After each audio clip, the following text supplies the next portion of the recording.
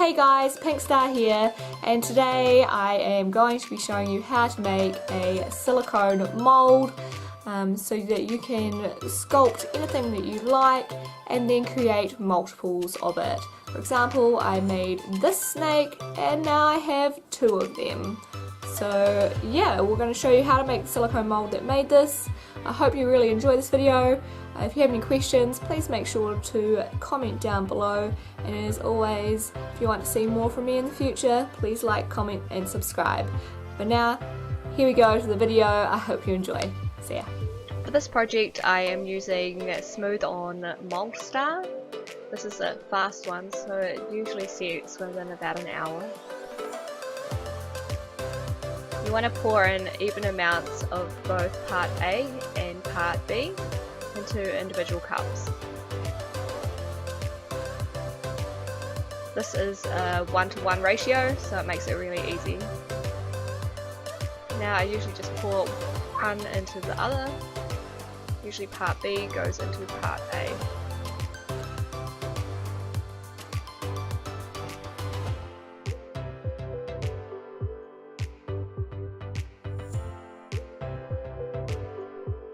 Once they're together, you need to mix them really well to make sure that you get both parts evenly mixed in together.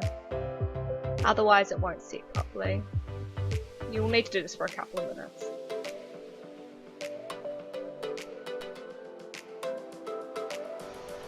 Once this has been nice and mixed, you can then pour it over your sculpt.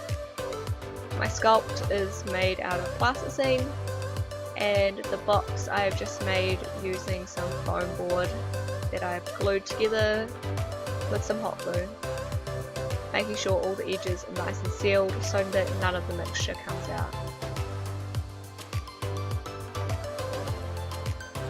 As you can see, I didn't quite have enough. It's fine, I made some more.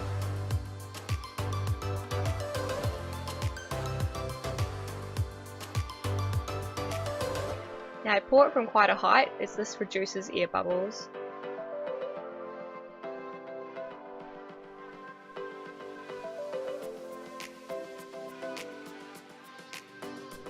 Now I've actually run out of product, but as you can see, you can use cut off bits of other moulds just to fill in any gaps. So if this does happen to you and you don't quite have enough product to cover your mould completely, you can, and you have some leftover silicone from old moulds, you can just cover that up and put it in. It is best though if you have the right amount.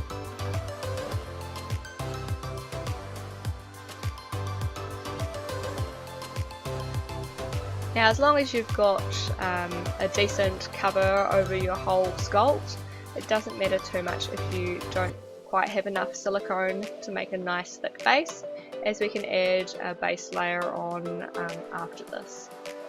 But first we just need to make sure we leave it to dry. Once it's set, it'll be nice and firm and not sticky, and we'll pour on some plaster of Paris. This is our base layer.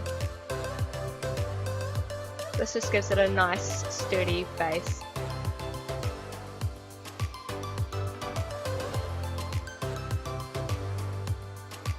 Just want to jiggle it out and pop away any air bubbles that you see. And then we just leave this to set. Once it's set, we can pull our box apart.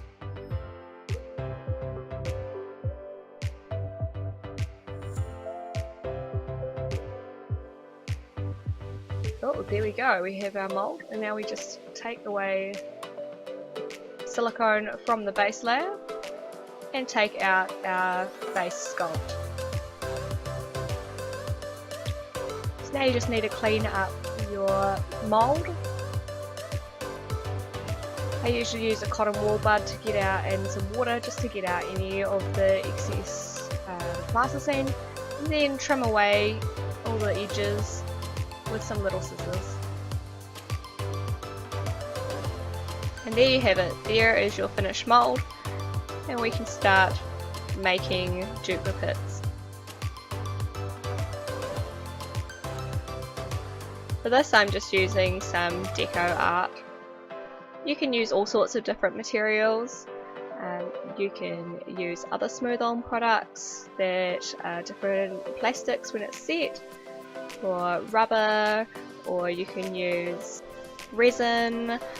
But yeah, for this I am using just the deco art palettes. I started off with just a ball of the deco art palettes heated and then smushed that into my mould. And now I'm just adding the deco art palettes little by little, heating them, pushing it into the mould until eventually my mould's full, and then we can just pop it out. And there you go. This is the end product.